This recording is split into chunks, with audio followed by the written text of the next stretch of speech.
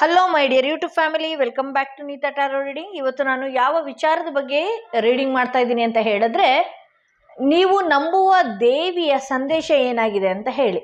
ಅಂದರೆ ಸಂದೇಶ ಅಂತ ಇದ್ದ ಹಾಗೇನೆ ಏನು ಮೆಸೇಜ್ ಅಂತ ಅಲ್ಲ. ನೀವು ಯಾವ ದೇವಿನ ತುಂಬ ಆರಾಧನೆ ಮಾಡ್ತೀರಾ ಅಲ್ವಾ, ಆ ದೇವಿಯಿಂದ ಬರ್ತಾ ಇರುವಂತಹ ಮೆಸೇಜ್ ಏನಾಗಿದೆ. ನೀವು ಬಹುಶಃ ತುಂಬಾನೇ ವ್ರತಗಳು ಜಪಗಳು ಈ ರೀತಿ ಎಲ್ಲ ಮಾಡಿರ್ತೀರಿ. ಆ ದೇವಿಯಿಂದ ಏನು ಸೂಚನೆ ಬರ್ತಾ ಇದೆ ಅನ್ನೋದು ನಿಮಗೆ ತಿಳಿತಾ ಇರೋದಿಲ್ಲ. ಏನಾಗ್ತಿದೆ, ಯಾಕೆ ನನ್ನ ಕೆಲಸಗಳು ಡಿಲೇ ಆಗ್ತಿದೆ, ಅಥವಾ ನೀವು ಅಂದ್ಕೊಂಡಂತಹ ಕೆಲಸಗಳು ಆಗುತ್ತಾ ಇಲ್ವಾ, ನಿಮ್ಮ ಭವಿಷ್ಯ ಹೇಗಿದೆ ಅನ್ನೋದೇ ಇವತ್ತಿನ ರೀಡಿಂಗ್ ಆಗಿರುತ್ತೆ ಅಂತ ಹೇಳಬಹುದು. ಎಂದಿನಂತೆ 3 ಕಾರ್ಡ್ಗಳನ್ನ ನಿಮ್ಮ ಮುಂದೆ ಇಟ್ಟಿದ್ದೀನಿ. ಇಂದು ಶುಕ್ರವಾರ ಆಗಿರೋದ್ರಿಂದ ನೀವು ನಂಬುವ ದೇವಿಯಿಂದ ಏನು ಮೆಸೇಜ್ ಬರ್ತಾ ಇದೆ ಅನ್ನೋದು ಇವತ್ತಿನ ರೀಡಿಂಗ್ ಆಗಿರುತ್ತೆ. 3 ಕಾರ್ಡ್ಗಳನ್ನ ಇಟ್ಟಿದ್ದೀನಿ. ಯಾವ ದೇವಿನ ನೀವು ತುಂಬ ಆರಾಧನೆ ಮಾಡ್ತೀರಿ, ನಿಮ್ಮ ಮನೆ ದೇವರು ಇರಬಹುದು, ನಿಮ್ಮ ಮನೆ ದೇವತೆ ಇರಬಹುದು, ಆ ದೇವಿಯಿಂದ ಏನು ಸಂದೇಶ ಬರ್ತಾ ಇದೆ ಅನ್ನೋದೇ ಇವತ್ತಿನ ರೀಡಿಂಗ್ ಆಗಿರುತ್ತೆ. ಓಕೆ, ಆ ದೇವಿ ಹೆಸರನ್ನ 3 ಬಾರಿ ಹೇಳ್ಕೊಂಡು ಈ ರೀಡಿಂಗ್ನ ನೀವು ಸೆಲೆಕ್ಟ್ ಮಾಡ್ಕೊಳ್ಬೇಕಾಗತ್ತೆ. ಅಲ್ಲಿ ಆ ದೇವಿ ಏನು ಹೇಳೋದಕ್ಕೆ ಬಯಸ್ತಾ ಇದ್ದಾಳೆ ಅನ್ನೋದೇ ಇವತ್ತಿನ ರೀಡಿಂಗ್ ಆಗಿರುತ್ತೆ ಅಂತ ಹೇಳ್ಬಹುದು. ಹಾಗೆ ಯಾರೆಲ್ಲ ಫಸ್ಟ್ ಟೈಮ್ ನನ್ನ ವಿಡಿಯೋ ನೋಡ್ತಾ ಇದ್ರಿ, ದಯವಿಟ್ಟು ಸಬ್ಸ್ಕ್ರೈಬ್ ಮಾಡೋದನ್ನ ಮರಿಬೇಡಿ. ಯಾರಿಗೆಲ್ಲ ಇಂಡಿವಿಜುವಲ್ ಪರ್ಸನಲ್ ಟಾರೋ ರೀಡಿಂಗ್ ಸೆಷನ್ ಬೇಕು ಅನ್ನೋದಾದ್ರೆ ಡಿಸ್ಕ್ರಿಪ್ಷನಲ್ಲಿ ಕೊಟ್ಟಿರುವಂತಹ ನಂಬರ್ಗೆ ಕಾಲ್ ಮಾಡಿ ಮುಂಚಿತವಾಗಿ ಅಪಾಯಿಂಟ್ಮೆಂಟ್ ತಗೊಳ್ಳಿ ಅಂತ ಹೇಳ್ತಾ, ಯಾರೆಲ್ಲ ಈ ಸ್ಟೋನ್ ಮೊದಲನೇ ಸ್ಟೋನ್ ಇರುವಂತಹ ಕಾರ್ಡ್ ಸೆಲೆಕ್ಟ್ ಮಾಡ್ಕೊಂಡ್ರೆ ಅವರ ರೀಡಿಂಗ್ ನೋಡೋಣ ಏನಾಗಿದೆ ಅಂತ ಹೇಳಿ. ನೀವು ನಂಬುವ ದೇವಿಯಿಂದ ಏನು ಸೂಚನೆ ಬರ್ತಾ ಇದೆ, ಏನು ವಿಚಾರಗಳು ನೀವು ನಂಬುವ ದೇವಿಯಿಂದ ಇದೆ ಅಂತ ಹೇಳಿ ಇವತ್ತಿನ ರೀಡಿಂಗ್ ಆಗಿರುತ್ತೆ. ಇವತ್ತಿನ ರೀಡಿಂಗಲ್ಲಿ ನಿಮ್ಗೆ ಏನು ಸಂದೇಶಗಳನ್ನು ಕೊಡ್ತಾ ಇದ್ದಾಳೆ ಆಕೆ, ನೀವು ತುಂಬಾ ನಂಬಿರಬಹುದು ಅಥವಾ ಯಾವುದೋ ಒಂದು ವಿಚಾರಕ್ಕೆ ಹರಕೆನ ಹೊತ್ತಿರಬಹುದು.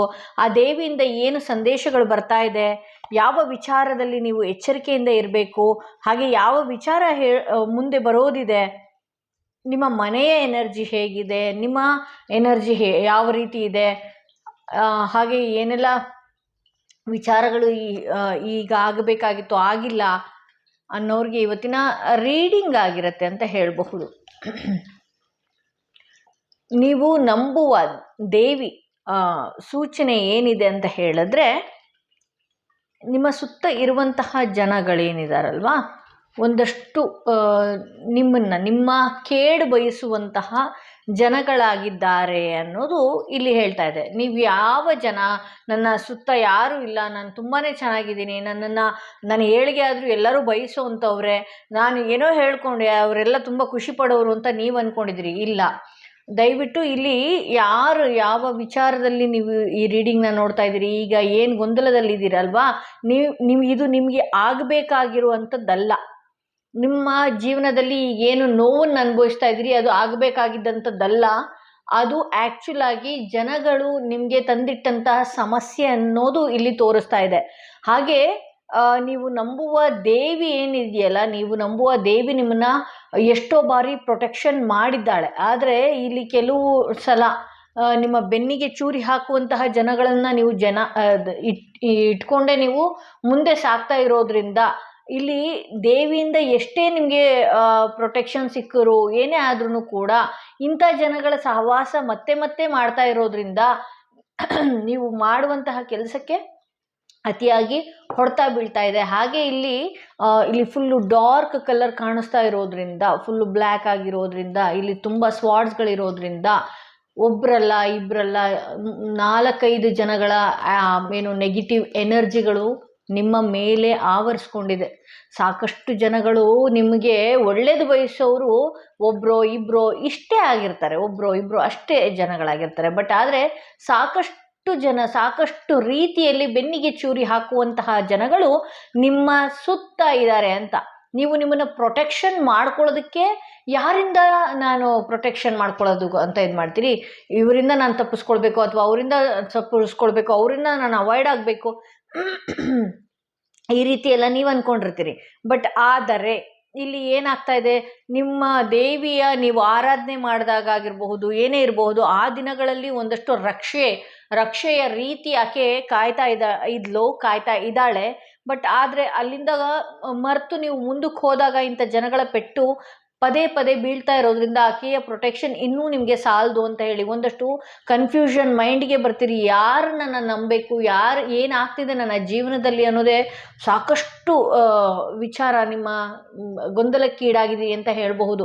ಇಲ್ಲಿ ಯಾವ ರೀತಿ ಕೆಲವು ನೆಗೆಟಿವ್ ಎನರ್ಜಿ ಆವರಿಸ್ಕೊಂಡಿದೆ ಅಂತ ಹೇಳಿದ್ರೆ ಸಂಪೂರ್ಣವಾಗಿ ಇಲ್ಲಿ ಬೇರೆಯವರಿಂದನೇ ಆಗಿರೋದು. ಯಾವುದೇ ಕಾರಣಕ್ಕೂ ಇದು ನಿಮ್ಮ ಜಾತಕದಲ್ಲಿ ಆ್ಯಕ್ಚುಲ್ ಆಗಿ ಏನು ಗೊತ್ತಾ, ನಮ್ಮ ಜಾತಕದಲ್ಲಿ ರಾಹು ಏನಾದರೂ ವೀಕ್ ಇದ್ದರೆ ಇಂಥ ಜನಗಳು ನಮ್ಗೆ ಎದುರಾಗ್ತಾರೆ ಅಂತ ಹೇಳಬಹುದು. ಬಟ್ ಆದರೆ ಇಲ್ಲಿ ನಿಮ್ಮ ಕೆಲವು ಜಾತಕಗಳು ಕೂಡ ತುಂಬ ಚೆನ್ನಾಗಿದ್ರು ಕೂಡ ಇಂಥ ಜನಗಳು, ನೀವು ಚೆನ್ನಾಗಿ ನಿಮ್ಮ ಏಳಿಗೆಯನ್ನು ಬಯಸದೇ ಇರುವಂತಹ ಜನಗಳು ಏನು ಮಾಡ್ತಾ ಇದ್ದಾರೆ, ನಿಮಗೋಸ್ಕರ ಶ್ರಮಪಟ್ಟು ಬೇರೆ ದೇವರುಗಳನ್ನ ಮೊರೆ ಹೋಗುವಂಥದ್ದು, ಅಥವಾ ನೀವಿರೋ ರೀತಿನೇ ಒಂಥರ ಆದರೆ ಅವರು ತಿಳ್ಕೊಳ್ಳೋ ರೀತಿನೇ ಬೇರೆ ಆಗಿ ನಿಮ್ಮನ್ನು ಬ್ಲ್ಯಾಂಕ್ ಮಾಡುವಂಥದ್ದು ಮಾಡ್ತಾ ಇದ್ದಾರೆ. ಅಂದರೆ ನೀವು ಯಶಸ್ಸಿನ ನಡೆಗೆ ಹೋಗಬಾರ್ದು ಅನ್ನುವ ರೀತಿ ನಿಮ್ಮನ್ನು ತಡೆಗಟ್ತಾ ಇದ್ದಾರೆ ಅಂತ ಹೇಳಬಹುದು. ಹಾಗೆ ನಿಮ್ಮ ಬಗ್ಗೆ ಅಪಪ್ರಚಾರಗಳನ್ನು ಮಾಡುವಂಥದ್ದು. ನೀವು ಯೋಚನೆ ಮಾಡಿ, ನಿಮ್ಮನ್ನ ಹೊಡೆಯೋಕ್ಕೆ ಆಗಲಿಲ್ಲ, ನಿಮ್ಮನ್ನ ದೈವಿಕ ರೂಪದಲ್ಲೂ ಹೊಡೆಯೋದಕ್ಕಾಗಲಿಲ್ಲ ಅಂತ ಹೇಳಿದ್ರೆ ಕೆಲವು ಜನಗಳ ಕೊನೆಯ ಅಸ್ತ್ರ ಏನು ಗೊತ್ತಾ, ನಿಮ್ಮ ಬಗ್ಗೆ ಕೆಟ್ಟದಾಗಿ ಅಪಪ್ರಚಾರ ಮಾಡುವಂಥದ್ದು. ಅಪಪ್ರಚಾರ ಮಾಡಿ ಕೂಡ ನಿಮ್ಮನ್ನ ಡೌನ್ಫಾಲ್ ಮಾಡುವಂಥದ್ದು ಕೆಲಸ ಮಾಡ್ತಾರೆ. ಏಕೆಂದರೆ ನಿಮಗೆ ದೈವಿಕವಾಗಿ ಹೊಡೆಯೋದಕ್ಕಾಗಲಿಲ್ಲ ಅಂತ ಹೇಳಿದ್ರೆ ಕೆಲವೊಂದು ಸಲ ನೀವೇನು ಮಾಡ್ತೀರಿ, ಕೆಲವೊಂದು ದಿನಗಳು ಮಾತ್ರ ನೀವು ಆ ದೇವಿಯ ಮೊರೆ ಹೋಗಿ ಪ್ರೊಟೆಕ್ಷನ್ ತಗೊಳ್ತಾ ಇದ್ದೀರಿ, ಅವತ್ತು ಮಾತ್ರ ರಕ್ಷೆ ಆಗಿರುತ್ತೆ. ಮತ್ತು ಇಂಥ ನೆಗೆಟಿವ್ ಎನರ್ಜಿ ಜೊತೆಗೆ ನೀವು ಇರಲೇಬೇಕಾಗತ್ತೆ, ಬಾಳಲೇಬೇಕಾಗತ್ತೆ, ಮತ್ತು ಹೊಡೆತಗಳನ್ನ ಕೊಡ್ತಾರೆ. ಕೆಲವ್ರಿಗೆ ಮಾಡೋದಕ್ಕೆ ಕೆಲಸ ಇರೋದಿಲ್ಲ, ಯಾರು ಎಲ್ಲಿ ಏಳಿಗೆ ಆಗ್ತಾ ಇದ್ದಾರೆ, ಯಾರಿಗೆ ಯಶಸ್ಸು ಎಲ್ಲಿ ಸಿಗುತ್ತೆ, ಯಾರಿಗೆ ಎಲ್ಲಿ ಅಪಪ್ರಚಾರ ಮಾಡುವಂಥದ್ದು, ಮುಖವಾಡ ಹಾಕ್ಕೊಂಡು ಜೀವನ ಮಾಡುವಂಥದ್ದು, ಈ ರೀತಿ ಎಲ್ಲ ಮಾಡೋದಕ್ಕೆ ಶುರು ಆಗ್ತಾರೆ ಅಂತ ಹೇಳಬಹುದು. ಕೆಲವ್ರಿಗೆ ಅದೇ ಕೆಲಸ ಆದಾಗ ನಿಮ್ಮನ್ನ ನೀವು ದಯವಿಟ್ಟು ಪ್ರೊಟೆಕ್ಷನ್ನಲ್ಲಿ ಇಟ್ಕೊಳ್ಬೇಕಾಗತ್ತೆ.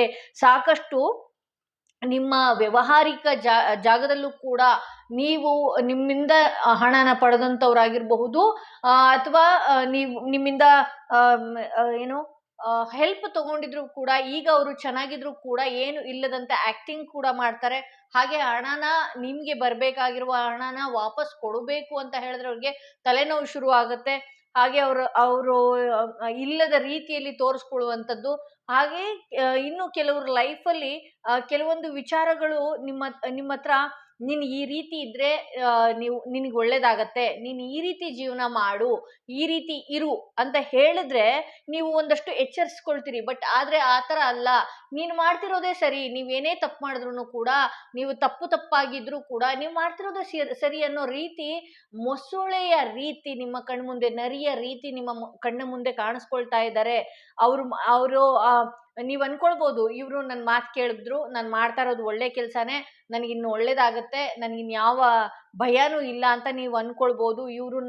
ಇವರು ನಿಮ್ಮನ್ನ ಒಂದು ನೋವಿನ ದಾರಿಗೆ ತಳ್ತಾ ಇದ್ದಾರೆ ಅಂತ ಹೇಳಬಹುದು. ಇಲ್ಲಿ ಇಂಥ ಜನಗಳ, ಇದು ಭಗವಂತ ಕೊಟ್ಟಿರುವಂತಹ ಕಷ್ಟ ನಿಜವಾಗಿಯೂ ಅಲ್ಲ, ಇಲ್ಲಿ ದೇವಿಯ ಆಶೀರ್ವಾದ ಖಂಡಿತವಾಗಿಯೂ ಇದೆ ನಿಮಗೆ. ಬಟ್ ನೀವು ಆ ದೇವಿನ ತುಂಬಾ ಚೆನ್ನಾಗಿ ಮೊರೆ ಹೋಗಬೇಕಾಗತ್ತೆ. ಮತ್ತಷ್ಟು ದೇವಿಗೆ ಬೇಕಾದಂತಹ ಕೆಲವು ರೆಮಿಡೀಸ್ಗಳು ಏನಿದೆ ಅಲ್ವಾ, ನಿಂಬೆ ಹಣ್ಣಿನ ದೀಪ ಹಚ್ಚುವಂಥದ್ದಾಗಿರ್ಬಹುದು, ನಿಂಬೆ ಹಣ್ಣಿನ ತುಪ್ಪದ ದೀಪ ಶುಕ್ರವಾರಗಳಲ್ಲಿ ಹಚ್ಚುವಂಥದ್ದಾಗಿರಬಹುದು. ರಾಹುಕಾಲ ಆಬ್ವಿಯಸ್ಲಿ ಶುಕ್ರವಾರದತ್ತು 10ವರೆಗೇನೆ ರಾಹುಕಾಲ ಶುರುವಾಗುತ್ತೆ. 10ವರೆಗೆ ನೀವು ರಾಹುಕಾಲದಲ್ಲಿ ನಿಂಬೆ ಹಣ್ಣಿನ ದೀಪಗಳನ್ನ ಹಚ್ಚುವಂಥದ್ದು. ಹಾಗೆ ದೇವಿಗೆ ನಿಂಬೆ ಹಣ್ಣಿನ ಹಾರ ಹಾಕೋದಂತ. ನಿಂಬೆ ಹಣ್ಣು ಯಾಕೆ ಅಂತ ಕೇಳ್ತೀರಾ ಅಲ್ವಾ, ನಿಂಬೆ ಹಣ್ಣು ಏನು ರಾಹುಗೆ ಸಂಬಂಧಪಟ್ಟಿರೋದು, ಆಯ್ತಾ. ಅಲ್ಲಿ ನಾವು ನಿಂಬೆಹಣ್ಣಿನ ಹಾರ ಹಾಕೋದು, ದೀಪಗಳನ್ನು ಹಚ್ಚೋದು, ಈ ರೀತಿ ಎಲ್ಲ ಮಾಡಿದಾಗ ಇಂಥ ಕ್ಷುದ್ರ ಆಟಗಳು ನಮ್ಮ ಲೈಫಿಂದ ತಡೆಯುತ್ತೆ, ನಮಗೊಂದು ರಕ್ಷೆ ಆಗಿರುತ್ತೆ. ಯಾರೆಲ್ಲ ಫ್ರೈಡೇ ದೇವಸ್ಥಾನಕ್ಕೆ ಹೋಗ್ತಿರಲ್ಲ, ಅಲ್ಲಿ ಕುಂಕುಮಾರ್ಚನೆ ಮಾಡಿಸಿ. ನಾನು ಪ್ರತಿಯೊಬ್ಬರಿಗೂ ಹೇಳೋದು ಅದನ್ನೇ, ಹೆಣ್ಣು ದೇವರ ಆರಾಧನೆ ನಾನು ಹೆಂಗೆ ಮಾಡಬೇಕು ಗೊತ್ತಿಲ್ಲ, ಓಕೆ ಬಿಟ್ಟುಬಿಡಿ, ಅಟ್ಲೀಸ್ಟ್ ಅವಳು ಮುಂದೆ ತುಪ್ಪದ ದೀಪ ಅಂತೂ ಹಚ್ಚಕ್ಕೆ ಬರುತ್ತಲ್ವಾ. ಹಾಗೆ ಕೆಲವರು ಈ ಕಾರ್ಡ್ ಯಾರು ಸೆಲೆಕ್ಟ್ ಮಾಡ್ಕೊಂಡಿದ್ರಲ್ಲ, ಶುಕ್ರವಾರದೊತ್ತು ನೀವು ಈ ದಿನ ಆಗಿರಬಹುದು ಅಥವಾ ಮುಂದೊಂದು ದಿನಗಳಾಗಿರಬಹುದು, ನೀವು ಹೋಗಿ ಪ್ರತಿದಿನ ಆಗಿರ್ಬೋದು, ಶುಕ್ರವಾರ ಆಗಿರ್ಬೋದು, ಕುಂಕುಮಾರ್ಚನೆ ಮಾಡಿಸುವಂಥದ್ದು, ನಿಮ್ಮ ಫ್ಯಾಮಿಲಿ ಹೆಸರುಗಳನ್ನ ಹೇಳಿ ನಿಮ್ಮ ಫ್ಯಾಮಿಲಿಗೆ ಒಂದು ರಕ್ಷಣೆ ತಗೊಳ್ಳುವಂಥದ್ದಾಗಿರ್ಬೋದು. ಆ ಕುಂಕುಮನ ಪ್ರತಿನಿತ್ಯ ನಿಮ್ಮ ಹಣೆಗೆ ತಿಲಕವಾಗಿ ಇಟ್ಕೊಳ್ಳುವಂಥದ್ದಾಗಿರಬಹುದು. ಈ ರೀತಿ ಎಲ್ಲ ಮಾಡ್ಕೊಳ್ಳೋದ್ರಿಂದ ನೀವು ಒಂದಷ್ಟು ಆ ದೇವಿನ ಆವರಿಸ್ಕೊಳ್ತೀರಾ ಅಂತ ಹೇಳ್ಬೋದು. ಆ ದೇವಿನೇ ನಿಮಗೆ ಒಂದು ರಕ್ಷೆಯ ರೀತಿಯಲ್ಲಿ ಕಾಯ್ತಾಳೆ ಅಂತ ಹೇಳ್ಬೋದು. ನಿಮಗೆ ತುಂಬ ಕೇಡು ಬಯಸುವಂತಹ ಜನಗಳೇ ತುಂಬಾ ಇದ್ದಾರೆ ಅಂತ ಹೇಳ್ಬೋದು. ನಿಮ್ಮನ್ನ ನೋವಿನ ಹಳ್ಳಕ್ಕೆ ತಳ್ತಾ ಇದ್ದಾರೆ. ನೀವು ಏನಾದ್ರೂ ಆ ಕುತಂತ್ರಿಗಳ ಮಾತು ಕೇಳ್ಕೊಂಡು ಮುಂದುವರಿಯುವಂಥದ್ದು, ಅಥವಾ ಆ ಕುತಂತ್ರಿಗಳಿಗೆ ನಾನು ಈ ವಿಚಾರ ಹೇಳಿದೆ, ಅವ್ರು ಹೇಳಿದ್ದಾರೆ ಒಳ್ಳೇದಾಯ್ತು ಅಂತ ಹೇಳಿ, ಒಳ್ಳೇದಾಗತ್ತೆ ಅಂತ ಹೇಳಿದ್ದಾರೆ. ಹ್ಞೂ ಆಯ್ತು ನೀನು ಮಾಡು, ಆ ಕೆಲಸ ಮಾಡೋದ್ರಿಂದ ನಿಂಗೆ ಒಳ್ಳೇದಾಗ್ಬೋದು ಅಂತ ಹೇಳಿ ಅಡ್ಡಗೋಡೆಯ ದೀಪ ಇಟ್ಟು ನಿಮ್ಮನ್ನ ಬಿಸ್ನೆಸ್ ವಿಚಾರದಲ್ಲಾಗಿರಬಹುದು, ಮನೆಯ ವಿಚಾರದಲ್ಲಾಗಿರಬಹುದು, ಅವರು ಒಂದು ರೀತಿ ಮುಖವಾಡ ಇಟ್ಕೊಂಡು ನಿಮ್ಮ ಮುಂದೆ ಒಳ್ಳೆಯವರ ರೀತಿ ಕಂಡ್ರೂ ಕೂಡ ನಿಮ್ಮನ್ನ ನೋವಿನ ಹಳ್ಳಕ್ಕೆ ತಳ್ತಾರೆ ಅಂತ ಹೇಳ್ಬೋದು. ಇಲ್ಲಿ ಕೆಲವ್ರ ಲೈಫಲ್ಲಿ ಈ ಸಮಯ ಸರಿ ಇಲ್ದಿರುವ ಕಾರಣ ಸುಮ್ಮನೆ ಇದ್ರೂ ಕೂಡ ಅವ್ರಿಗೆ ಬಂದು ಪೆಟ್ಟು ಕೊಡುವಂಥ ಜನಗಳು ಮಾಡ್ತಾ ಇರ್ತಾರೆ. ಸೊ ಹಾಗಾಗಿ ನಾನು ಮತ್ತೊಮ್ಮೆ ಹೇಳ್ತೀನಿ, ನೀವು ಯಾವ ದೇವಿನ ತುಂಬಾ ಆರಾಧನೆ ಮಾಡ್ತಿರಲ್ಲ ಆ ದೇವಿಯಿಂದ ಒಂದಷ್ಟು ರಕ್ಷಣೆಗಳನ್ನ ನೀವು ಪಡಿಬೇಕಾಗತ್ತೆ. ಹಾಗೆ ಇಲ್ಲಿ 5 ಆಫ್ ಸ್ವಾರ್ಡ್ಸ್ ಬಂದಿರೋದ್ರಿಂದ ಕೂಡ ನಿಮಗೆ ನೀವು ಮಾಡುವಂತಹ ಕೆಲಸಗಳು ಕೂಡ ಅರ್ಧಂಬರ್ಧ ರೀತಿಯಲ್ಲಿ ಈ ಮಧ್ಯಂತರ ವ್ಯಕ್ತಿಗಳಲ್ಲಿ ನಿಲ್ತಾ ಇದೆ ಅಂತ ಹೇಳ್ಬೋದು. ಹಾಗೆ ತುಂಬಾ ದೂರದಿಂದ ವಿಚಾರಿಸಿದಾಗ ತುಂಬಾನೇ ಈಸಿಯಾಗಿ ಮುಗಿಬೇಕಾದ ಕೆಲಸ ತುಂಬಾನೇ ಟೈಮ್ ತಗೊಂಡು ಆ ಕೆಲಸ ಆಗೋದಕ್ಕೆ ಏರುಪೇರು ಆಗ್ತಾ ಇದೆ ಅಂತ ಹೇಳ್ಬಹುದು. ಇಲ್ಲಿ ಕೆಲವು ಜನಗಳು, ಕೆಲವು ವ್ಯಕ್ತಿಗಳು, ಒಬ್ರು ಇಬ್ರು ಅಂತ ಹೇಳೋದಕ್ಕೆ ಬರಲ್ಲ ರೀ. ಆಕ್ಚುಲಿ ಇಲ್ಲಿ ನೋಡಿ ಎಷ್ಟು ಸ್ವಾರ್ಡ್ಸ್ಗಳು ಬರ್ತಾ ಇದೆ. ಒಬ್ರು ಇಬ್ರು ಅಂತ ನಾನು ಖಂಡಿತವಾಗ್ಲೂ ಹೇಳಲ್ಲ. ಒಂದಷ್ಟು ಶತ್ರುಗಳಿದ್ದಾರೆ. ಒಬ್ಬೊಬ್ರು ಒಂದೊಂದು ರೀತಿಯಲ್ಲಿ ನಿಮ್ಮನ್ನ ಬ್ಲ್ಯಾಕ್ ಮ್ಯಾಜಿಕ್ ಆಗಿರಬಹುದು, ನೆಗೆಟಿವ್ ಎನರ್ಜಿ ಪಾಸ್ ಮಾಡುವಂಥದ್ದಾಗಿರಬಹುದು, ಕ್ಷುದ್ರ ದೇವತೆಗಳಿಗೆ ಹೋಗಿ ಆರಾಧನೆ ಮಾಡುವಂಥದ್ದು, ಈ ರೀತಿ ಎಲ್ಲ ಮಾಡ್ತಾ ಇರೋದ್ರಿಂದ ನಿಮ್ಮನ್ನ ಒಂದಷ್ಟು ಬ್ಲ್ಯಾಂಕ್ ರೀತಿ, ಏನು ಮಾಡಬೇಕು ಅಂತ ಗೊತ್ತಾಗದೇ ಇರುವಂಥ ರೀತಿಗೆ ಅವರು ತಲುಪ್ತಾ ಇದ್ದಾರೆ ಅಂತ ಹೇಳ್ಬೋದು. ನಿಮ್ಮ ದೇವಿಯಿಂದ ನಿಮಗೆ ಏನು ಸಂದೇಶ ಈ ದಿನ ಬರ್ತಾ ಇದೆ ನೋಡೋಣ. ಬಿ ಅಸರ್ಟಿವ್ ಅಂತ ಬರ್ತಾ ಇದೆ. ಆಕ್ಚುಲಿಗೆ ನೋಡಿ, ನೀವು ನಂಬುವ ದೇವಿಯಿಂದ ಕೂಡ ನೀವು ದೃಢವಾಗಿರಿ ಅಂತ ಹೇಳಿ ಬರ್ತಾ ಇದೆ. ನೀವು ಸ್ಟ್ರಾಂಗ್ ಆಗಿರಿ, ನೀನು ಗಟ್ಟಿಯಾಗಿ ನಿಂತ್ಕೋ, ನಿನ್ನ ಮೇಲೆ ಹೋಪ್ ಕಳ್ಕೊಳ್ಬೇಡ, ನಿಮ್ಮ ಬಗ್ಗೆ ನಿಮಗೂ ಒಂದು ಶಕ್ತಿ ಅನ್ನೋದಿದೆ. ನೀವು ಎಷ್ಟು ದೇವಿಯ ಆರಾಧನೆ ಮಾಡ್ತೀರಿ, ಏನೆಲ್ಲ ಮಾಡ್ಕೊಳ್ತೀರಲ್ವಾ, ಇದರಿಂದ ನೀವು ದೃಢವಾಗಿದ್ದು ನೀವು ಜಯನ ಸಾಧಿಸ್ತೀರಿ ಅಂತಲೇ ಹೇಳಬಹುದು. ದೃಢವಾಗಿ ಇದ್ದರೆ ನಿಮ್ಮ ಲೈಫಲ್ಲಿ ಇಂಥದ್ದೆಲ್ಲ ನೆಗೆಟಿವ್ ಎನರ್ಜಿ ಏನಿದೆಯಲ್ಲ ಖಂಡಿತವಾಗೂ ಹೋಗುತ್ತೆ ಅಂತ ಹೇಳಿ ತೋರಿಸ್ತಾ ಇದೆ. ಹಾಗೆ ಇಲ್ಲಿ ಎಷ್ಟು ದಿನಗಳವರೆಗೂ ಈ ರೀತಿ ಅಂತ ಹೇಳಿ ಇರ್ಬೋದು. ಆ್ಯಕ್ಚುಲಾಗಿ ಈ ರೀಡಿಂಗ್ ಯಾರು ನೋಡ್ತಾ ಇದ್ದೀರಾ ಅಲ್ವಾ, ಬೈ ದಿ ನೆಕ್ಸ್ಟ್ ಸನ್ರೈಸ್ ಅಂದರೆ ನೀವು ಇದನ್ನೆಲ್ಲ ಇವತ್ತಿಂದ ಶುರು ಮಾಡ್ಕೊಳ್ತಿರೋ, ಅಥವಾ ಏನು ಇವತ್ತಿಂದ ದೃಢವಾಗಿ ನೀವೇನಾದ್ರು ನಿಂತ್ಕೊಂಡ್ರಿ ಅಂತ ಹೇಳಿದ್ರೆ, ಮತ್ತೆ ನಾಳೆಯ ಬೆಳಗ್ಗೆ ಸೂರ್ಯ ಉದಯ ಆಗೋದ್ರೊಳಗಡೆ ನಿಮ್ಮ ಎನರ್ಜಿ ತುಂಬಾ ಚೆನ್ನಾಗಿರುತ್ತೆ ಅಂತ ಹೇಳಿ ನೀವು ನಂಬುವ ದೇವಿಯ ಸಂದೇಶ ಇದಾಗಿದೆ. ಮತ್ತು ಸೂರ್ಯ ಬೆಳಕರಿಯೋದ್ರೊಳಗಡೆ ನಿಮಗೆ ಮಾಡಿದಂಥವ್ರು ಏನೆಲ್ಲ ಇರಬಹುದಲ್ಲ, ಇಂಥವರಿಂದ ನೀವು ದೇವಿಯಿಂದ ಒಂದು 50% ಪ್ರೊಟೆಕ್ಷನ್ ಅಂತೂ ನೀವು ಪಡಿತೀರಿ ಅಂತ ಹೇಳಿ ತೋರಿಸ್ತಾ ಇದೆ. ಸೊ ಇದು ಇವತ್ತಿನ ರೀಡಿಂಗ್ ಆಗಿತ್ತು. ಯಾರೆಲ್ಲ ಮೊದಲನೆಯ ಕಾರ್ಡ್ ಸೆಲೆಕ್ಟ್ ಮಾಡ್ಕೊಂಡಿದ್ರಿ, ನೀವು ನಂಬುವ ದೇವಿಯಿಂದ ಈ ಸಂದೇಶ ಆಗಿದೆ. ಹಾಗೆ ಯಾರೆಲ್ಲ ಸೆಕೆಂಡ್ ಸ್ಟೋನ್, ಈ ಸ್ಟೋನ್ ಇರುವಂತಹ ಕಾರ್ಡ್ ಸೆಲೆಕ್ಟ್ ಮಾಡ್ಕೊಂಡ್ರಿ, ನೋಡೋಣ ನೀವು ನಂಬುವ ದೇವಿಯಿಂದ ಏನು ಸಂದೇಶ ಬರ್ತಾ ಇದೆ ನಿಮಗೆ ಅಂತ ಹೇಳಿ. ನೀವು ನಂಬುವ ದೇವಿಯಿಂದ ಏನು ಸಂದೇಶ ಬರ್ತಾ ಇದೆ, ಯಾವ ವಿಚಾರ ಆಕೆ ನಿಮಗೆ ಹೇಳೋದಕ್ಕೆ ಬಯಸ್ತಾ ಇದ್ದಾಳೆ, ಯಾವ ದೇವಿನ ತುಂಬ ಮೊರೆ ಹೋಗಿದ್ದೀರಿ, ಆಕೆಯ ಸಂದೇಶ ನಿಮಗಾಗಿ ಏನೇನು ಬರ್ತಾ ಇದೆ, ಯಾವ ವಿಚಾರದಲ್ಲಿ ಆಕೆ ನಿಮ್ಮನ್ನು ರಕ್ಷಣೆ ಇಟ್ಟಿದ್ದಾಳಾ ಇಲ್ವಾ, ಅಥವಾ ನಿಮ್ಮಿಂದ ಏನಾದರೂ ಮಿಸ್ಟೇಕ್ಸ್ಗಳು ನಡೀತಾ ಇದೆಯಾ, ನಿಮ್ಮಲ್ಲಿರೋ ಸಾಕಷ್ಟು ಗೊಂದಲಗಳಿಗೆ ದೇವಿಯಿಂದ ಏನು ಉತ್ತರ ಬರ್ತಾ ಇದೆ ಅದನ್ನು ನೋಡೋಣ. ಓಕೆ, ಇಲ್ಲಿ ಪೇಜ್ ಆಫ್ ವಾಂಡ್ಸ್ ಬರ್ತಾ ಇದೆ, 9 ಆಫ್ ವಾಂಡ್ಸ್ ಬರ್ತಾ ಇದೆ, 5 ಆಫ್ ಓಕೆ.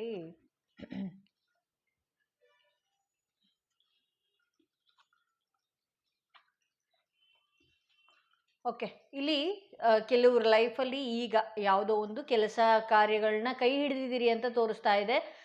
ದಯವಿಟ್ಟು ಆ ಕೆಲಸ ಆಗುವವರೆಗೂ ನೀವು ಕೈ ಬಿಡದೆ ಇರಿ ಅಂತ ಹೇಳಬಹುದು. ಅಂದರೆ ನೀವು ಆ ದೇವಿಯ ನಂಬಿಕೊಂಡು ಮುಂದುವರೆದ್ರೆ ನಿಮಗೆ ಆ ಕೆಲಸದಲ್ಲಿ ಜಯನೂ ಕೂಡ ಸಾಧಿಸುತ್ತೆ. ಒಂದಷ್ಟು ನೀವು ಆ ಕೆಲಸದಲ್ಲಿ ಎಕ್ಸ್ಪೀರಿಯನ್ಸ್ ಕೂಡ ಪಡಿತೀರಿ. ಹಾಗೆ ಇಲ್ಲಿ ಒಂದಷ್ಟು ಆ ಕೆಲಸ ಆಗುವವರೆಗೂ ಕೂಡ ಒಂದಷ್ಟು ಹಣಕಾಸಿನಲ್ಲಿ ಏರುಪೇರುಗಳನ್ನು ನೀವು ಕಾಣಬಹುದು. ಅದಕ್ಕೆ ನಾನು ಹೇಳೋದು ಏನು ಸಂದೇಶ ಅಂತ ಹೇಳಿದ್ರೆ, ಏನೇ ಕೆಲಸ ಮಾಡೋದಕ್ಕಿಂತ ಮುಂಚೆ ಆ ಕುಲದೇವತೆ ಆಗಿರಬಹುದು, ದಯವಿಟ್ಟು ಕಮೆಂಟ್ ಹಾಕಿ ನಿಮ್ಮ ಕುಲದೇವತೆ ಯಾರು ಅಂತ ನನಗೂ ತಿಳ್ಕೊಳ್ಳೋ ಆಸೆ, ಆಯಿತಾ?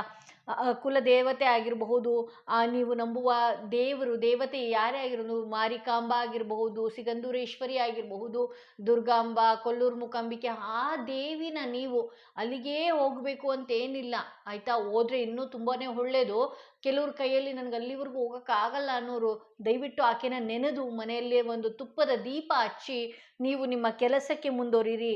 ಆಗ ನೀವು ಅಂದುಕೊಂಡ ಕೆಲಸ ಸರಾಗವಾಗಿ ಆಗತ್ತೆ, ಇಕ್ಕಟ್ಟಿಗೆ ಸಿಲ್ಕೋದಿಲ್ಲ.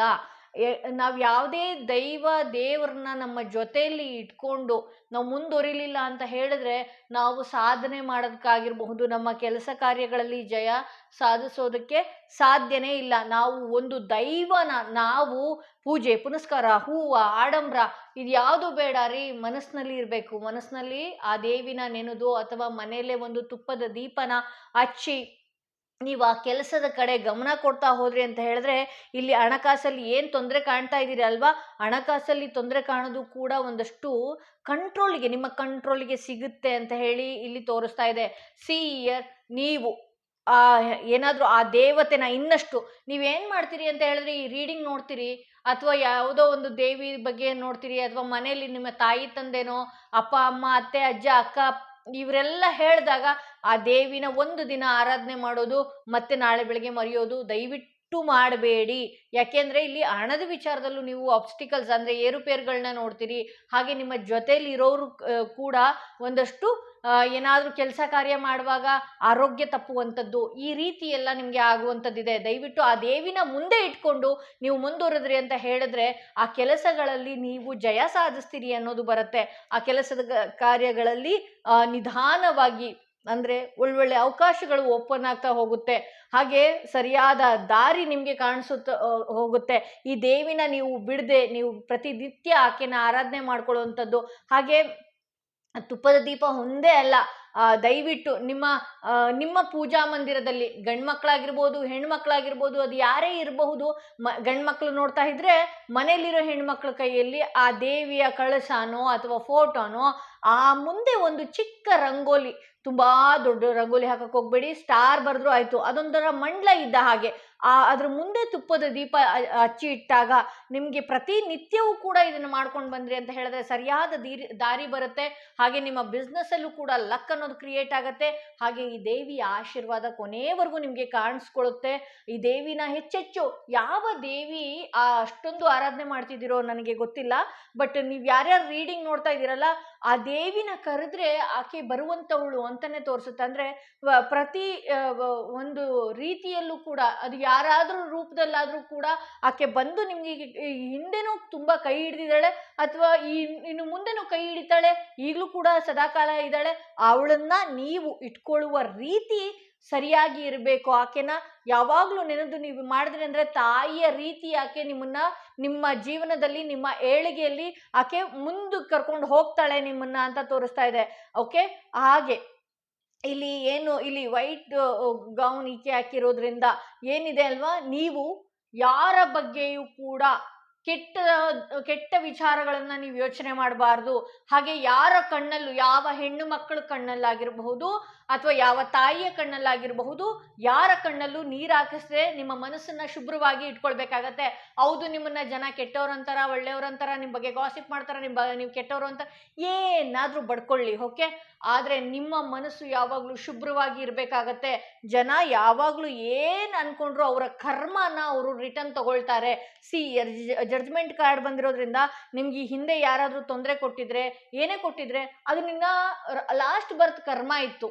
ಯಾರೇ ನಿನ್ನ ನೋಡಿ ಹೊಟ್ಟೆ ಕಿಚ್ಚು ಪಡ್ಕೊಂಡಿದ್ರೆ, ನಿನ್ನ ಕೆಲಸಗಳಲ್ಲಿ ನಿನಗೆ ಹೊಡ್ತಾ ಕೊಡ್ತಾ ಇದ್ರು ಅಂತ ಹೇಳಿದ್ರೆ, ಇಲ್ಲಿ ಜಡ್ಜ್ಮೆಂಟ್ ಕಾರ್ಡ್ ಬಂದಿರೋದ್ರಿಂದ ನೀನು ಎಲ್ಲಾ ನೋವನ್ನು ಮುಗಿಸ್ಕೊಂಡು ಬಂದಿದೀಯಾ, ಇನ್ನು ಒಳ್ಳೆಯ ದಾರಿಗೆ ಹೋಗ್ತೀಯಾ, ಈ ಕರ್ಮ ಕಳೆಯುವ ಸಮಯ ಇದಾಗಿದೆ ಅಂತ ಹೇಳಿ ನೀವು ನಂಬುವ ದೇವಿಯಿಂದ ಇಲ್ಲಿ ವಿಚಾರ ಬರ್ತಿದೆ. ಹಾಗೆ ಈ ಹಿಂದೆ ನಿಮ್ಗೆ ಯಾರೆಲ್ಲ ನೋವು ಕೊಟ್ಟಿದ್ರಲ್ಲ, ದಯವಿಟ್ಟು ಅವರನ್ನ ನೀವು ಕ್ಷಮಿಸ್ಬೇಕಾಗತ್ತೆ. ಯಾಕೆ ಕ್ಷಮಿಸ್ಬೇಕು ಮೇಡಮ್, ನನಗೆ ತುಂಬಾ ಕೆಟ್ಟದಾಗಿ ಮಾತಾಡಿದ್ರು, ಅದ್ ಮಾತಾಡಿದ್ರು, ಇಲ್ಲ, ನೀವು ಅದನ್ನ ಕ್ಷಮಿಸಿದ ಕ್ಷಮಿಸಿದ್ದೀನಿ ಅಂತ ಹೇಳಿ ಮುಂದೆ ಹೋದಾಗಿದೆಯಲ್ಲ, ಒಳ್ಳೆ ಒಳ್ಳೆ ಅವಕಾಶಗಳು ನಿಮಗೆ ಬರೋದಕ್ಕೆ ಶುರು ಆಗತ್ತೆ. ಆದರೆ ನೀವು ಕ್ಷಮಿಸಿ ಮುಂದೆ ಹೊರಟಾಗ ಅವ್ರು ಮಾಡಿದ ಪಾಪ ಏನಿದೆಯಲ್ಲ ಅವ್ರಿಗೆ ಮತ್ತೆ ರಿಟರ್ನ್ ಆಗತ್ತೆ ಅಂತ ಹೇಳಬಹುದು.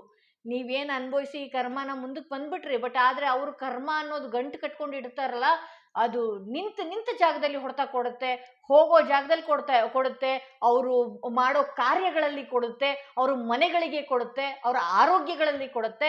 ಓಕೆ, ನೀವು ಅವ್ರ ಬಗ್ಗೆ ಕೆಟ್ಟದಾಗೂ ಥಿಂಕ್ ಮಾಡಬೇಡಿ. ಬಟ್ ಆದರೆ ನೀವು ಎಲ್ಲರಿಗೂ ಒಳ್ಳೇದನ್ನೇ ಬಯಸಿ. ನಾವು ಕೂಡ ಅಷ್ಟೇ, ನಾನು ಕೂಡ ಅಷ್ಟೇ, ನಿಮ್ಮಷ್ಟೇ ನನಗೂ ಸಿಟ್ಟಿತ್ತು, ಕೋಪ ಇತ್ತು, ಎಲ್ಲ ಇತ್ತು.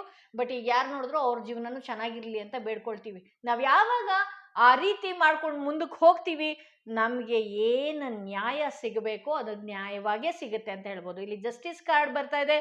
ನ್ಯಾಯವಾಗಿ ನೀವೆಷ್ಟು ಚೆನ್ನಾಗಿರ್ತೀರಿ, ನೀವೆಷ್ಟು ಎಲ್ಲರನ್ನು ಒಳ್ಳೆ ರೂಪದಲ್ಲೇ ಇದು ಮಾಡ್ತೀರಿ, ಒಳ್ಳೆ ರೂಪದಲ್ಲೇ ನೀವು ಅವ್ರನ್ನ ತಗೊಳ್ತೀರಿ, ಎಲ್ಲರಿಗೂ ಒಳ್ಳೆಯದೇ ಆಗಲಿ ಅಂತ ಬಯಸ್ತೀರಿ, ಅಥವಾ ನಿಮ್ಮ ಕೆಲಸ ಕಾರ್ಯಗಳಲ್ಲೇ ತೊಡಗ್ತೀರಿ, ಅದಕ್ಕೆ ಜಯ ನಿಮ್ಮದೇ ಆಗಿರುತ್ತೆ.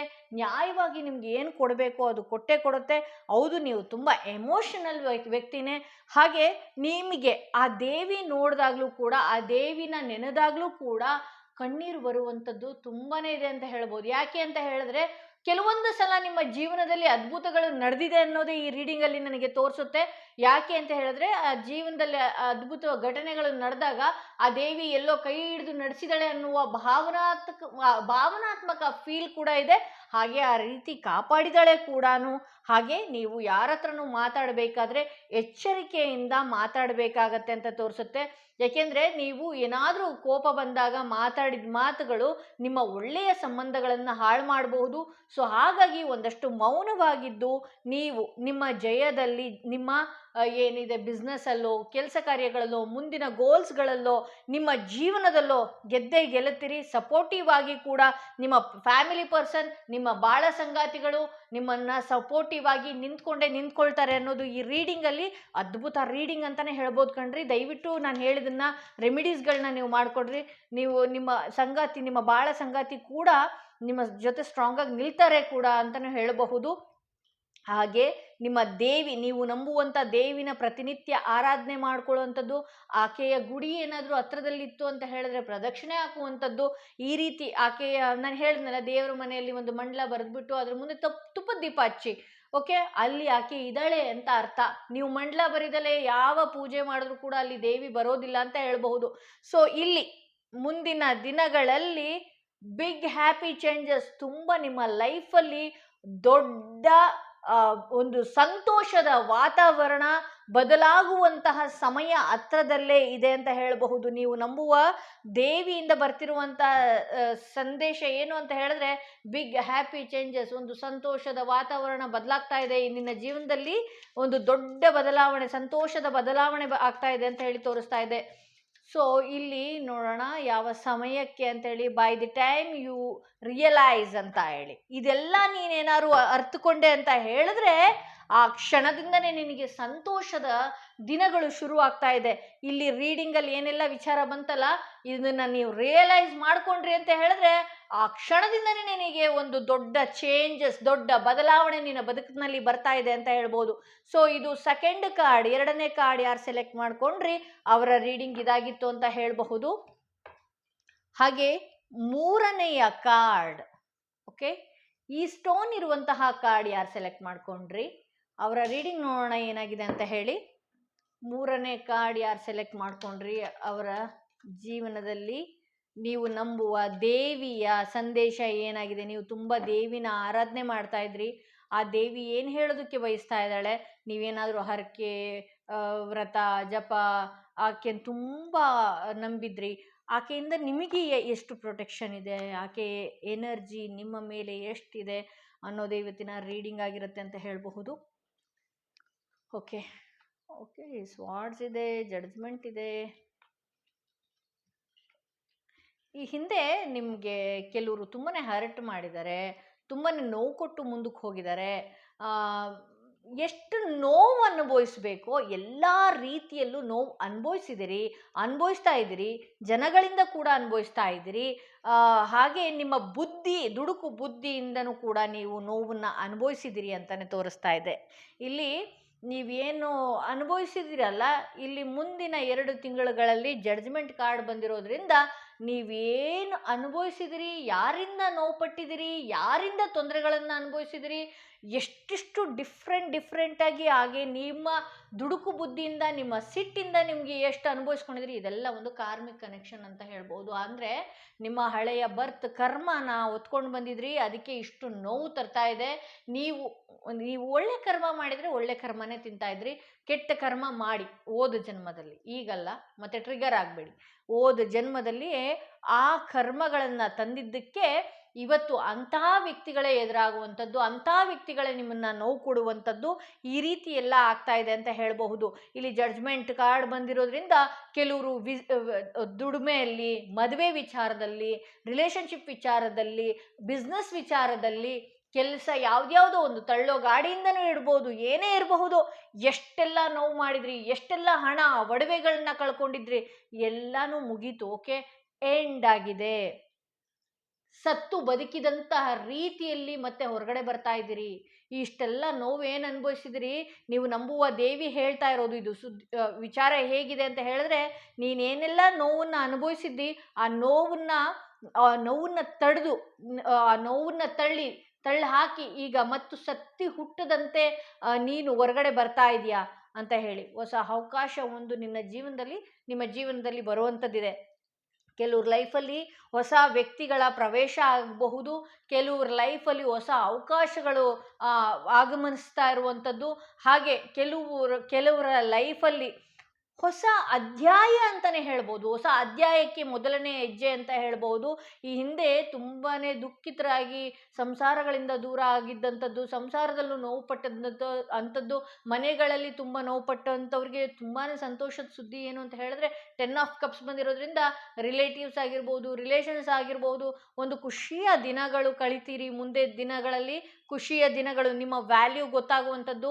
ಹಾಗೆ ಇಲ್ಲಿ 9 ಆಫ್ ಪೆಂಟಿಕಲ್ಸ್ ಬಂದಿರೋದ್ರಿಂದ ಹಣದ ಸಮಸ್ಯೆಯಲ್ಲಿ ಏನಾದರೂ ಈ ಹಿಂದೆ ಆ್ಯಕ್ಚುಲಾಗಿ ನೀವು ಈ ರೀಡಿಂಗ್ ನೋಡ್ತಾ ಇರೋರು ಯಾವ್ಯಾವ ಸಮಸ್ಯೆ ಎಷ್ಟರ ಮಟ್ಟಿಗೆ ಅನುಭವಿಸ್ಬೇಕೋ ಎಲ್ಲನೂ ಅನುಭವಿಸಿದಿರಿ. ಹಾಗೆ ತಾಳ್ಮೆಯಿಂದ ಇದ್ದರೆ ನಿಮ್ಮ ಲೈಫಲ್ಲಿ ನೀವೇನು ಮಾಡಬೇಕು, ನಿಮ್ಮ ಕೆಟ್ಟ ಸಮಯ ಕಳೆದು ಒಳ್ಳೆಯ ಸಮಯ ಮತ್ತೆ ಲೈಫ್ ರೀಸ್ಟಾರ್ಟ್ ಆಗುವಂತಹ ಯೋಗ ಒಂದು ಇನ್ನು ಮುಂದೆ ಬರುವಂಥದ್ದಿದೆ ಅಂತ ಹೇಳ್ತಾ ಇದೆ. ಹಾಗೆ ಇಲ್ಲಿ 9 ಆಫ್ ಪೊಲಿಟಿಕಲ್ಸ್ ಬಂದಿರೋದ್ರಿಂದ ಒಳ್ಳೆಯ ಆಪರ್ಚುನಿಟೀಸ್ಗಳು ನಿಮಗೆ ಹುಡ್ಕೊಂಡು ಬರುವಂಥದ್ದಾಗಿದೆ. ಹಾಗೆ ಇಲ್ಲಿ ಪೆಂಟಿಕಲ್ಸ್ ಅಗೇನ್ ಬಂದಿರೋದ್ರಿಂದ 9 ಬಂದಿರೋದ್ರಿಂದ ನೀವು ಒಂದು ಇಂಡಿಪೆಂಡೆಂಟ್, ನೀವು ಎಲ್ಲ ಪೆಟ್ಟುಗಳನ್ನು ನೀವು ತಗೊಂಡಿದ್ದೀರಿ, ಯಾವ ಪೆಟ್ಟು ಬಂದರೂ ಕೂಡ ಮತ್ತೆ ನಾನು ಅದನ್ನು ಗೆದ್ದು ಬರಬಲ್ಲೆ ಅನ್ನೋದು, ಹೊರ ಬರಬಲ್ಲೆ ಅನ್ನುವ ಓವರ್ ಕಾನ್ಫಿಡೆನ್ಸ್ ನಿಮಗೆ ಬಂದಿದೆ. ಏಕೆಂದರೆ ಎಲ್ಲ ರೀತಿ ಅನುಭವಿಸಿದವ್ರಿಗೆ ಮತ್ತೊಂದು ಸತಿ ಕಷ್ಟ ಕೊಟ್ಟರು ನಾನು ಮತ್ತೆ ಜಯಿಸ್ಕೊಂಡು ಬರ್ತೀನಿ, ಈ ಕಷ್ಟದಿಂದ ಹೆಂಗೆ ಪಾರಾಗಿ ಬರ್ತೀನಿ ಅನ್ನೋದು ನಿಮಗೆ ಆಲ್ರೆಡಿ ಗೊತ್ತಿದೆ ಅಂತ ಹೇಳಬಹುದು. ಹಾಗೆ ಇಲ್ಲಿ ಮತ್ತು ಕೂಡ ಒಳ್ಳೊಳ್ಳೆಯ ಐಡಿಯಾಸ್ ಬರುವಂಥದ್ದಿದೆ, ಒಳ್ಳೆಯ ಯೋಚನೆಗಳು ಬರುವಂಥದ್ದಿದೆ. ಹಾಗೆ ಇಲ್ಲಿ ಕೆಲವ್ರ ಲೈಫಲ್ಲಿ ಕೆಲವು ಜನಗಳು ಏನು ಗೊತ್ತಾ, ನಿಮ್ಮ ಅಥವಾ ನಿಮ್ಮ ಸಂಸಾರದಲ್ಲಾಗಿರ್ಬೋದು, ನಿಮ್ಮ ಫ್ಯಾಮಿಲಿಗಳಲ್ಲಿ ತಂದಿಟ್ಟು ತಮಾಷೆ ನೋಡುವಂತಹ ಕೆಲಸಗಳನ್ನು ಮಾಡ್ತಾರೆ ಅಂತ ಹೇಳ್ಬೋದು. ಇಲ್ಲಿ ನೀವೇನಾದರೂ ದೇವಿಗೆ ಹರಕೆ ಏನಾದರೂ ಹೊತ್ಕೊಂಡಿದ್ರೆ, ದೇವಿಗೆ ಏನಾದರೂ ಸಂಕಲ್ಪಗಳನ್ನು ಮಾಡ್ಕೊಂಡಿದ್ರೆ, ನೀನೇನಾದರೂ ಮಾಡ್ತೀವಿ ಅದು ಇದು ಅಂತ ಹೇಳಿ, ದಯವಿಟ್ಟು ನೀವು ಆ ಕಾರ್ಯಗಳನ್ನು ನಿಮ್ಮ ಫ್ಯಾಮಿಲಿ ಪರ್ಸನ್ಸ್ಗಳ ಮುಖಾಂತರವಾಗಿ ಆ ಕಾರ್ಯಗಳನ್ನು ಮುಗಿಸ್ಕೊಳ್ಬೇಕಾಗತ್ತೆ ಅಂತ ಹೇಳಬಹುದು. ಯಾವುದೋ ಒಂದು ಹಿರಿಯರು ಮಾಡಿ ಬರ್ತಕ್ಕಂತಹ ಏನಾದರೂ ಒಂದು ಇತ್ತು ಅಂತ ಹೇಳಿದ್ರೆ, ದೊಡ್ಡವರು ಮನೆಯಲ್ಲಿ ನಿಮ್ಮ ತಂದೆಯವರು ಆಗಿರ್ಬೋದು, ನಿಮ್ಮ ಮಾವನವರಾಗಿರಬಹುದು, ಅವ್ರನ್ನೆಲ್ಲ ನಡ್ಸ್ಕೊಂಡು ಬಂದಂಥ ಒಂದು ದೇವಿಯ ಕಾರ್ಯ ಏನಾದರೂ ದಯವಿಟ್ಟು ನಿಂತಿದ್ರೆ, ದಯವಿಟ್ಟು ಅದನ್ನು ಮುಂದುವರಿಸಿ, ಅದನ್ನು ನೀವು ಮಾಡ್ಕೊಂಡು ಬನ್ನಿ. ಆಡಂಬರವಾಗಿ ಮಾಡ್ಕೊಂಡು ಬರೋದಕ್ಕಾಗಲಿಲ್ಲ ಅಂತ ಹೇಳಿದ್ರು ಒಂದಷ್ಟು ತಕ್ಕ ಮಟ್ಟಿಗೆ ನೀವು ಮಾಡ್ಕೊಂಡು ಬನ್ನಿ. ನಿಮ್ಮಲ್ಲೇ ಅಕ್ಕಪಕ್ಕದ ರಿಲೇಟಿವ್ಸ್ಗಳಿಗೋ ಏನೋ ಅವ್ರನ್ನ ಕರೆದು ಬಿಟ್ಟು ಒಂದಷ್ಟು ಊಟ ಹಾಕುವಂಥದ್ದು, ಅನ್ನದಾನ ಮಾಡುವಂಥದ್ದು, ಸಿಹಿ ನೈವೇದ್ಯಗಳನ್ನು ಕೊಡುವಂಥದ್ದು, ಮನೆಯಲ್ಲಿ ದೇವಿಗೆ ಒಂದಷ್ಟು ಒಳ್ಳೆಯ ನೈವೇದ್ಯ ಕೊಡುವಂಥದ್ದು, ಈ ರೀತಿ ಮಾಡ್ಕೊಂಡು ಬಂದರೂ ಕೂಡ ನಿಮ್ಮ ಮನಸ್ಸಿಗೆ ಏನಿದೆ, ನಿಮ್ಮ ಮನಸ್ಸಿಗೆ ನೋವಾಗುವಂತಹ ಘಟನೆಗಳಾಗಿರಬಹುದು, ಅಥವಾ ನಿಮ್ಮ ಫ್ರೆಂಡ್ಶಿಪ್ ನಡುವೆ, ನಿಮ್ಮ ಫ್ಯಾಮಿಲಿಗಳ ನಡುವೆ ಈ ರೀತಿ ತಂದಿಡುವಂತಹ ಜನಗಳು ಇದ್ದಾರೆ, ಅಂಥವರಿಂದ ಒಂದಷ್ಟು ಕಂಟ್ರೋಲ್ಗೆ ನಿಮ್ಮ ಲೈಫ್ ತರಬಹುದು ಅಂತ ಹೇಳ್ಬಹುದು. ಹಾಗೆ ಮುಂದಿನ ದಿನಗಳಲ್ಲಿ ಹಣ ಬರುತ್ತೆ, ಹಾಗೆ ಎಲ್ಲ ಬರುತ್ತೆ. ಆದರೆ ಅದನ್ನ ಅದೇ ರೀತಿ ದುಂದು ವೆಚ್ಚ ಈ ಹಿಂದೆ ಮಾಡಿದಂತಹ, ದಯವಿಟ್ಟು ಈ ಹಿಂದೆ ಮಾಡಿಕೊಂಡಂತಹ ಮಿಸ್ಟೇಕ್ಸ್ನ ಈಗ ನೀವು ಮಾಡಬೇಡಿ. ಇಲ್ಲಿ ನಿಮಗೆ ದೇವಿಯಿಂದ ಬರ್ತಿರುವಂತಹ ಸಂದೇಶ ಏನು ಅಂತ ಹೇಳಿದ್ರೆ, ನೀವು ಏನಾದರೂ ನೀವೇನಾದರೂ ಓಕೆ, ನಿಮಗೆ ದೇವಿಯಿಂದ ಬರ್ತಿರೋ ಸಂದೇಶ ಏನಂತ ಹೇಳಿದ್ರೆ, ನೀವು ಏನಾದರೂ ಈ ಹಣನ ಪೋಲ್ ಮಾಡ್ಕೊಳ್ಳುವಂಥದ್ದು ಅಥವಾ ನಂಬಿಕೆ ಅರ್ಹರ ಆಗದೇ ಇರುವಂತಹ ವ್ಯಕ್ತಿಗಳಿಗೆ ಕೊಟ್ಟು ನೀವು ಲಾಸ್ ಮಾಡ್ಕೊಳ್ಳುವಂಥದ್ದು ಈ ಹಿಂದೆ ಮಾಡಿದರೆ, ದಯವಿಟ್ಟು ಮುಂದೆ ಬರುವ ದಿನಗಳಲ್ಲಿ ನಿಮಗೆ ಒಳ್ಳೆಯ ಅವಕಾಶಗಳು, ಆಪರ್ಚುನಿಟೀಸ್ಗಳು ಬರುವಂಥದ್ದು ಇದೆ. ಬಟ್ ಆದರೆ ನೀವು ಅದೇ ಅದೇ ತಪ್ಪು ಕೆಲಸಗಳನ್ನು ಮಾಡಿದ್ರೆ ಮತ್ತೆ ನೀವು ಹಣ ಕಳ್ಕೊಂಡು ಮತ್ತೆ ಅದೇ ಇದಕ್ಕೆ ಆಗಬೇಕಾಗತ್ತೆ. ಅಂದರೆ ಮತ್ತೆ ಹ್ಯಾಪ್ ಮೋರ್ ಅಂದರೆ ಮನಸ್ಸಿಗೆ ನೆಮ್ಮದಿ ಇಲ್ಲದಂತೆ ಮಾಡ್ಕೊಳ್ಬೇಕಾಗತ್ತೆ. ಹಾಗಾಗಿ ನೀವು ಒಂದಷ್ಟು ಹಣನ ಹೂಡಿಕೆ ಮಾಡ್ಕೊಳ್ಳೋದು ತುಂಬ ಉತ್ತಮ. ಇದ್ರೂ ಕೂಡ ಇಲ್ಲದೆ ಇರುವ ರೀತಿ ತೋರಿಸ್ಕೊಳ್ಳೋದು ಉತ್ತಮ. ಯಾಕೆಂದರೆ ನಿಮ್ಮ ಹತ್ರ ಇದೆ ಅಂತ ಹೇಳಿದ್ರೆ ನಿಮ್ಮ ರಿಲೇಟಿವ್ಸ್ ಆಗಿರ್ಬೋದು, ನೀವು ನಿಮ್ಮ ಅಕ್ಕಪಕ್ಕದವರಾಗಿರ್ಬೋದು, ಅಥವಾ ನಿಮ್ಮ ಫ್ರೆಂಡ್ ಸರ್ಕಲ್ ಆಗಿರಬಹುದು, ಅದನ್ನು ಯಾವ ರೀತಿ ಕಸಿಬಹುದು ಅನ್ನುವ ಲೆಕ್ಕಕ್ಕೆ ಅವರು ಯೋಚನೆ ಮಾಡಿರ್ತಾರೆ. ಸೊ ಅದಕ್ಕೋಸ್ಕರ ಹೇಳ್ತಾ ಇದ್ದೀನಿ, ನಿಮ್ಮ ಎಂಜಾಯ್ಮೆಂಟ್ಸಿಗಾಗಿರಬಹುದು, ಏನೇ ಇರಬಹುದು, ದಯವಿಟ್ಟು ನೀವು ಹಣನ ಪೋಲ್ ಮಾಡಬೇಡಿ. ಹಣನ ಏನಾದರೂ ಈ ಸಮಯ, ಯಾಕೆಂದರೆ ಇದು ಮತ್ತೆ ಬರ್ತಿರುವಂತಹ ಅವಕಾಶ ನಿಮ್ಮ ಜೀವನದಲ್ಲಾಗಿರುತ್ತೆ ಮುಂದಿನ ದಿನಗಳಲ್ಲಿ. ಆ ಅವಕಾಶ ಬಂದಾಗ ದಯವಿಟ್ಟು ನೀವು ನಿಮ್ಮ ಫ್ಯಾಮಿಲಿಗೆ ಅಂತ ಆಗಿರಲಿ ಅಥವಾ ನಿಮಗೆ ಅಂತ ಆಗಿರಲಿ ಹಣನ ನೀವು ಒಂದಷ್ಟು ತೆಗೆದಿಟ್ಕೊಳ್ಬೇಕಾಗತ್ತೆ, ಎತ್ತಿಟ್ಕೊಳ್ಬೇಕಾಗತ್ತೆ ಅಂತ ಹೇಳ್ಬೋದು. ಇಲ್ಲ ಅಂತ ಹೇಳಿದ್ರೆ ನೀವು ಹಣ ಕಳ್ಕೊಂಡು ಇದ್ದಿದ್ದ ಹಣ, ನಿಮ್ಮ ಹತ್ರ ಇದ್ದಿದ್ದ ಹಣ ಬೇರೆಯವ್ರಿಗೆ ಕೊಟ್ಟು ಮಂಗ ಆಗಬೇಕಾಗತ್ತೆ. ಸೊ ಇದು ನೀವು ನಂಬಿದಂತಹ ದೇವಿಯ ಸಂದೇಶ ಇದಾಗಿದೆ. ದೇವಿಗೆ ಯಾವಾಗಲೂ ನಿಮ್ಮ ಮನೆಗಳಲ್ಲಿ ನಿಮ್ಮ ಹಿರಿಯರು ಯಾವ ದೇವಿನ ನಡೆಸ್ಕೊಂಡು ಬರ್ತಾ ಇದ್ರಲ್ವಾ, ಆ ದೇವಿನ ನೀವು ಆರಾಧನೆ ಮಾಡ್ಕೊಂಡು ಬನ್ನಿ. ದಯವಿಟ್ಟು ಕೇಳ್ಕೊಳ್ಳಿ, ಮತ್ತೊಮ್ಮೆ ಯಾವುದಾದ್ರೂ ದೇವಿನ ಆರಾಧನೆ ಮಾಡೋದಿದ್ದರೆ ನಿಮ್ಮ ಮಾವನವರು ಅಥವಾ ನಿಮ್ಮ ತಂದೆಯವರು ಆರಾಧನೆ ಮಾಡ್ತಾ ಇದ್ರೆ ಆ ದೇವಿನ ಮತ್ತೆ ನೀವು ಮುಂದುವರ್ಸ್ಕೊಂಡು ಒಂದು ಚಿಕ್ಕದಾಗಿ ಆಕೆಯ ಹೆಸರಲ್ಲಿ ಪೂಜೆ ಮಾಡ್ಕೊಳ್ಳುವಂಥದ್ದು, ಅಥವಾ ಆಕೆಯ ಹೆಸರಲ್ಲಿ ಒಂದಷ್ಟು ನೈವೇದ್ಯಗಳು ಅಥವಾ ಅನ್ನದಾನನೋ ಈ ರೀತಿ ಮಾಡ್ಕೊಂಡು ಬಂದರೂ ಕೂಡ ತುಂಬಾ ಲಕ್ ಕ್ರಿಯೇಟ್ ಆಗುತ್ತೆ ಅಂತ ಹೇಳಿ ತೋರಿಸ್ತಾ ಇದೆ. ಇಲ್ಲಿ ನೀವು ನಂಬುವ ದೇವಿಯಿಂದ ಅಬಂಡೆನ್ಸ್ ಬರ್ತಾ ಇದೆ. ಇನ್ನು ಮುಂದೆ ನಿಮ್ಮ ಜೀವನದಲ್ಲಿ ಸಮೃದ್ಧಿಯ ಜೀವನ ನೀವು ಕಾಣ್ತೀರಿ. ಅಂದರೆ ಊಟಕ್ಕೂ, ಬಟ್ಟೆಗೂ, ದುಡ್ಡಿಗೂ, ಹಾಗೆ ನಿಮ್ಮ ಬಿಸ್ನೆಸ್ಸಲ್ಲೂ ಕೂಡ ಯಾವುದಕ್ಕೂ ಕಮ್ಮಿ ಇಲ್ಲದೆ ಇರುವಂತಹ ದಿನಗಳು ನಿಮ್ಮ ಜೀವನದಲ್ಲಿ ಬರ್ತಾ ಇದೆ. ಅದನ್ನು ನೀವು ಸರಿಯಾಗಿ ರೀತಿಯಲ್ಲಿ ಬಳಸ್ಕೊಳ್ಬೇಕಾಗತ್ತೆ ಅಂತ ಹೇಳಬಹುದು. ಹಾಗೆ ಇಲ್ಲಿ ಮತ್ತೆ ಯಾವ ಸಮಯ ಅಂತ, when you are fully ready ಅಂತ ಹೇಳಿ ತೋರಿಸ್ತಾ ಇದೆ. ಅಂದರೆ ನೀವು ಯಾವಾಗ ಸಂಪೂರ್ಣವಾಗಿ ಈ ನೋವನ್ನೆಲ್ಲ ಅನುಭವಿಸಿದ್ದೀನಿ, ಇನ್ನು ಮುಂದೆ ಬರುವ ದಿನಗಳು ಒಳ್ಳೆಯ ದಿನಗಳು ಅಂತ ಹೇಳಿ ನಿಮ್ಮ ಮೈಂಡ್ಗೆ ನೀವು ಅಫರ್ಮೇಷನ್ ಕೊಡ್ತೀರಾ ಅಲ್ವಾ, ಆ ಕ್ಷಣದಿಂದನೇ ನಿಮ್ಮ ಲೈಫ್ನಲ್ಲಿ ಆ ದೇವಿಯ ಹೆಸರು ಹೇಳ್ಕೊಂಡು ಮುಂದುವರಿಯೋದು, ಹಾಗೆ ಆ ದೇವಿಯ ಹೆಸರಲ್ಲಿ ಅನ್ನಸಂತರ್ಪಣೆಗೆ ಜಾಸ್ತಿ ದುಡ್ಡು ಕೊಡದೇ ಇದ್ರು ನಿಮ್ಮ ಕೈಲಾದಷ್ಟು ಹಣ ಕೊಡುವಂಥದ್ದು ಆಗಿರ್ಬೋದು. ಈ ರೀತಿ ಮಾಡ್ಕೊಂಡು ಬಂದ್ರಿ ಅಂತ ಹೇಳಿದ್ರೆ ನಿಮ್ಮ ಜೀವನದಲ್ಲಿ ನೀವು ಅದಕ್ಕೆ ಏನಾದರೂ ನಾನು ರೆಡಿ ಆಗಿದ್ದೀನಿ ಇನ್ನು ಮುಂದೆ ಅನ್ನೋದಾದರೆ ನಿಮ್ಮ ಜೀವನದಲ್ಲಿ ಅಬಂಡೆನ್ಸ್ ಅಂದರೆ ಸಮೃದ್ಧಿ ಬರುತ್ತೆ. ನೀವು ಯಾವತ್ತು ರೆಡಿ ಆದ್ರಿ ಅವತ್ತಿಂದನೇ ನಿಮ್ಮ ಜೀವನದಲ್ಲಿ ಲಕ್ ಅನ್ನೋದು ಶುರು ಆಗುತ್ತೆ ಅಂತ ಹೇಳ್ಬೋದು. ಸೊ ಇದು 3ನೇ ಕಾರ್ಡ್ ರೀಡಿಂಗ್. ಯಾರು ಸೆಲೆಕ್ಟ್ ಮಾಡ್ಕೊಂಡಿದ್ರಿ ಅವರ ರೀಡಿಂಗ್ ಇದಾಗಿತ್ತು. ಹಾಗೆ ಯಾರೆಲ್ಲ ಫಸ್ಟ್ ಟೈಮ್ ನನ್ನ ವಿಡಿಯೋ ನೋಡ್ತಾ ಇದ್ದೀರಿ ದಯವಿಟ್ಟು ಸಬ್ಸ್ಕ್ರೈಬ್ ಮಾಡೋದನ್ನ ಮರಿಬೇಡಿ. ಯಾರಿಗೆಲ್ಲ individual personal tarot reading session ಬೇಕು ಅನ್ನೋದಾದ್ರೆ ಡಿಸ್ಕ್ರಿಪ್ಷನಲ್ಲಿ ಕೊಟ್ಟಿರುವಂಥ ನಂಬರ್ಗೆ ಕಾಲ್ ಮಾಡಿ ಮುಂಚಿತವಾಗಿ ಅಪಾಯಿಂಟ್ಮೆಂಟ್ ತಗೊಳ್ಳಿ ಅಂತ ಹೇಳ್ತಾ ಈ ವಿಡಿಯೋನ ಇಲ್ಲಿಗೆ ಮುಗಿಸ್ತಾ ಇದ್ದೀನಿ.